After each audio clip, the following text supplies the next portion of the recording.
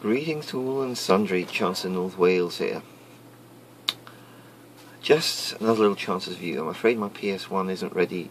My Shenmue PS1 isn't ready yet for a video profile, but I'll show you how we're getting on with that. Going to cover a couple of things today. Something to do with censorship in modelling. This was a great vid by Hamley Carbarkerus, then very good response by Shane Smith. And some thoughts on that. I'll then be mentioning a couple of people and a couple of builds I've seen, and then talking about World War I again and what I've got in mind for this, and something maybe as a point of encouragement here. So I think we'll begin with an issue that does seem to crop up from time to time in this modelling community and in modelling in general, and Hamley Carr raised it in one of his recent video about censorship in modelling, and in particular the censorship of the swastika. And I think I fully understood his frustration on this, and I've got to say Shane Smith did an excellent response video as well on it. About the need to avoid censoring history and the dangers of it. I actually understand the reasons for the need to censor the swastika, even being here in the UK. When I was growing up, my dad, he lived under German occupation. He was a Croat, so he was lucky he was on the right side, according to the Germans. So his family had an easy ride of it. But I think he was monumentally sensitive about seeing the swastika. I mean, monumentally sensitive. And I'll never forget, this was back in the 70s, I had one of my friends around from school, and like kids do, he'd drawn swastikas on his school book. And quite frankly, my dad went apeshit. I mean, really, started yelling in sober Croat about it. And I'd explain, sorry Dad, it's not my book. And I think for a lot of people, and that's where this conversation about generations comes into play again, it's still a very sore and sensitive point. And I still think for the next 40 years that it will be I understand why countries like Germany put a ban on that as an image. Okay. Now, I agreed fully with Shane we shouldn't censor history. I sometimes have to wonder about the quality of the history education and the awareness of the kids as it stands. But I still see and understand that if we censor, if a swastika, particularly in Germany, remains censored, it avoids it becoming trivialized in a way. And that censorship keeps in mind its severity, it brings it back. I also have to say I fully agree with Shane. No, we haven't learned, and we seem to go round in circles. The best we can hope for on that front is that we don't make the same bloody mistakes in Europe again. What they do elsewhere, unfortunately, is going to be another matter. And once again, we seem to see the Middle East is busy trying to tear itself apart. And it leaves me feeling, whatever religion you are, haven't you learned something by now? And I think the answer is probably no. So there's lots of life going on in Iraq. I really couldn't care less what religion these people are. They're still people. Societies are still being torn apart. And at the end of the day, Christian, Jew, Muslim, our needs as human beings remain the same. We want a roof over our heads, We want food in our bellies, and we want to live in peace and safety. And freedom of religion, freedom of speech all matter.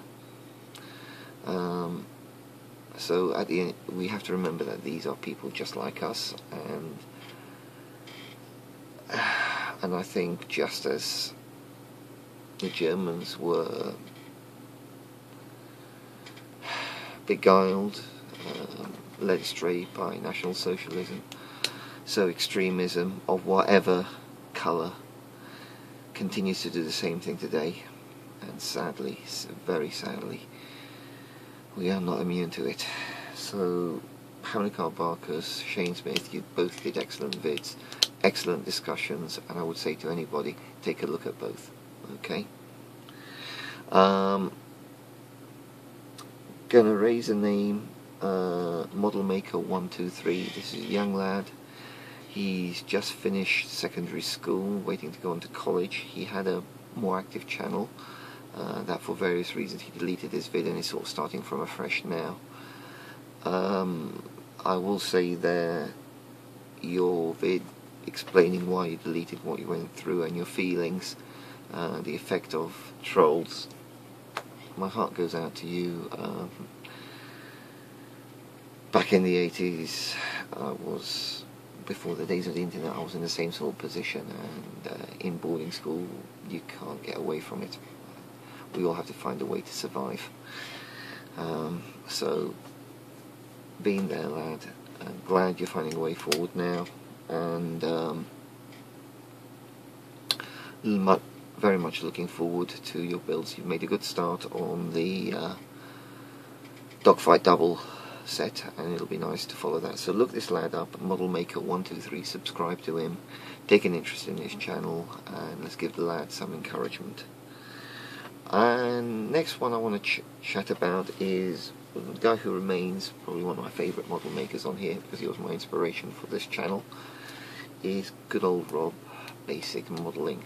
And I gotta say, you take a basic kit and you do a really lovely job on it. And that Tunen, I just like following the vid. It was classic basic modelling, a nice 1/72 scale aircraft, beautifully built, you know, hand painted, hairy stick and enamels, traditional modelling done and presented at its very best. Guys, if you're not subscribed to this, to Rob, my question has to be, why not? You know, you're not going to see conversation about airbrushes and all that kind of thing. What you are going to see is out of the box kits, beautifully made. So Rob, really like the Tunen, the Saab Tunen. Now a little bit of chat about PCs and the such like. A few days after my last vid, I finally got my finger out and did install Linux, and I can safely say it's given me my PC back. Put Linux Mint on. For starters, I was able to get my printer working again, and for some bizarre reason, the videos that I couldn't hear, like Charlie, you know, Aston's,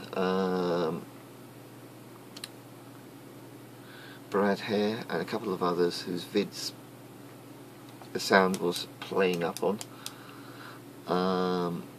Also Darren Shank, I hadn't been able to hear his vids for a while. I can hear him again. I haven't got the foggiest what was the mechanics or the reasons behind this, but clearly it was a Windows 7 issue. So I've gone over to Mint. It's immense. I've also can now plug this phone into this PC as well and get the file transfer to work and all the rest of it. So goodbye and good riddance to Windows. It also means, ironically, I can still also hear. I can hear once again good old Chris's basic modelling vids, which I hadn't been able to listen to either. Certainly not on this PC. So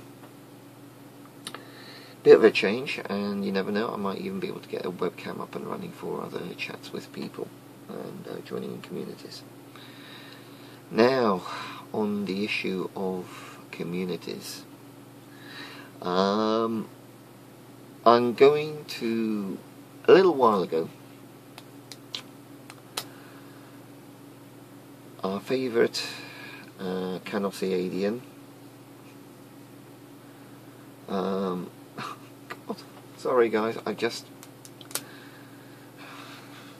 hate this, I suffer from brain farts.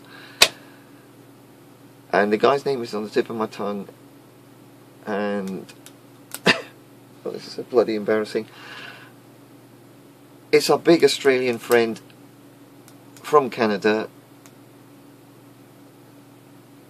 Yes, I'm sorry, I've got to.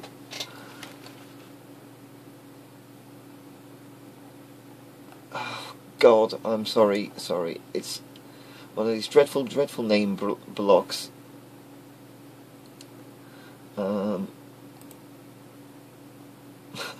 This isn't fair. I'm plagued by this. Aaron Newland, sorry. Aaron Newland's my favourite. The joys of the way my memory works at times. Aaron Newlands came up with a wonderful idea as opposed to a group build for a community build. Without the constraints, kerfuffle of group builds, but say, and somebody made the suggestion, why don't we do a First World War group build? I really couldn't face administering it and running as such. But a community build? Yeah. Something far more low key. And it's all and so what I'm going to propose here, and I did it in my previous videos, I'm going to say it out loud. As a community build, guys, between now and the end of this year, build one, it doesn't matter what model it is, but one modelling subject. It can be a Wargames miniature, it could be a ship, it could be a figure. It really doesn't matter, but one miniature, one project around First World War. I've bought myself something for this, which I'm about to show you what I'm buying and why I'm buying it and what I'm hoping to do. And I'm going to say this now. We have the potential here not just for a 1-year community build, but for a 4-year community build. So starting this year, then 2015, 2016, 2017, 2018. Let's build 5-year community build. Let's build one project a year for each year of the First World War. And why, I'm going to show you what I've gone for. It's German Hussars. These guys. In 1/72 scale. By Strelitz R, a Russian miniature manufacturer. Rather basic little cavalry figures, as you can see. And all I'm going to use them for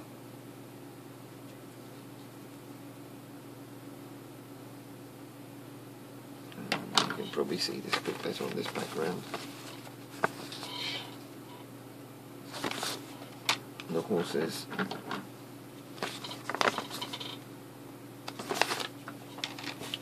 Is maybe use 6 figures out of the set to make a simple diorama.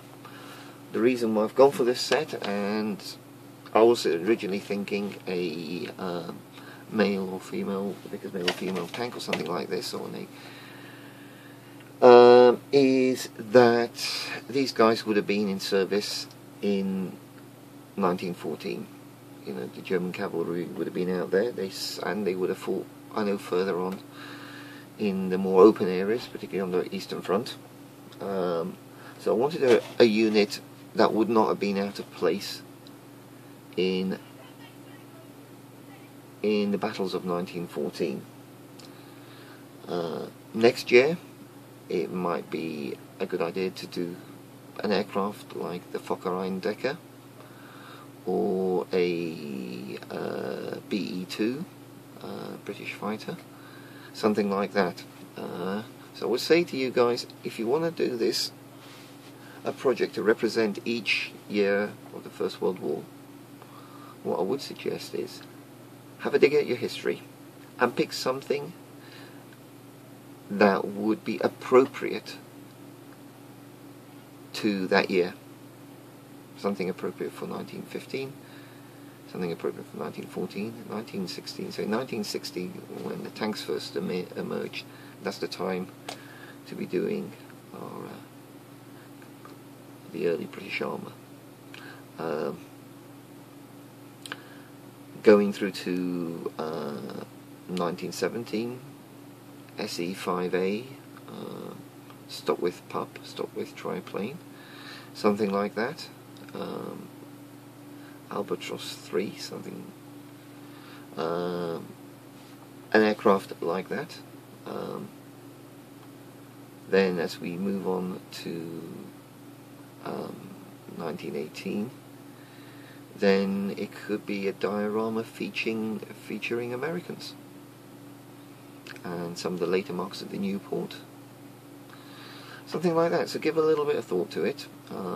One project I would like to do is, just as a naval build, is the German cruisers that harassed the that were chased by the British and ended up in the Battle of the Falklands in 1914 or 1915, during that part of the early part of the First World War, after they'd been harassing the outposts of the British Empire on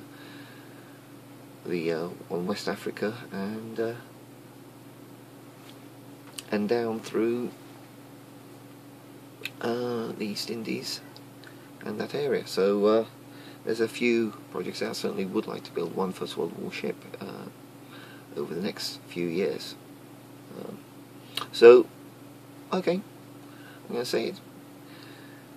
Based upon Aaron Newlands and his ideas, guys, let's go for a community build. So please, please, please, do videos just saying what you've got in mind, and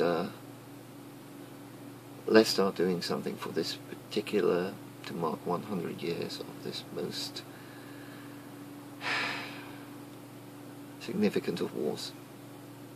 Okay, so my final thing I'm going to show is progress with the PS1. Now, I must admit, one thing that was putting me off getting to the painting was that my airbrush has been playing up for ages. So what I did yesterday is I actually opened up my compressor, which is this big beast. Took the screws off it. I'd had trouble, the accumulator tank hadn't been working, I'd been getting low pressure, and I just gave it a damn good dusting. I've also now put it in a position where it sits higher up, so I've got better airflow through around the compressor as well, and that seems to have given me the performance back that I would be struggling sometimes to even airbrush small areas because the pressure drop would be that bad. But it seems now it's the dusting, something might have clogged up the accumulator, I don't know, or not the accumulator, a valve or something, but giving it a damn good dusting and then putting it back together, and it's now running as it should be, which made the airbrushing a lot easier. So here's where we are. I've got the white down, I've got grey and pre-shading, and what I'm going to do is leave this to cure overnight, so that when I put the masking tape along the sides, and bearing in mind the wings are grey top and bottom, the tail is grey as well, and you can see I've done pre-lightening as well, that by leaving it to cure, making sure the paint has been left overnight to cure, that I'm guaranteeing or reducing the chances of any paint coming up when I peel off the masking tape. So here's the Shinwa PS1. I think I'm a bit happier with the progress now. Is this a model that would appear on Chester Model Club tables? I have to say I don't think so, because the side seams were a bit of a nightmare, and I'm still not very happy with them. Will it be a model I'd be ashamed of on my display shelf? No, but I don't feel that this model will be good enough for a club display table, principally because of the fit issues and it's just still too obvious with me on some of the problems on it, so I'm not going to build her as a ceiling hanger because I've put enough nose weight in her. I don't particularly want to do that again, so she will be a proper shelf sitter on her beaching gear. So that's progressing. Tomorrow, amid other things I have to do, I will be masking and then giving that its grey coat. I say I want to leave it just for the paint to cure before any masking tape goes anywhere near this. So that's where we are, guys. Some great videos out there, some lovely work, and great to see all the new faces. Just difficult to keep up with them, so I'm not subscribing quite as madly and as swiftly as I have been in the past, because it's just difficult to keep up. Very, very difficult to keep up.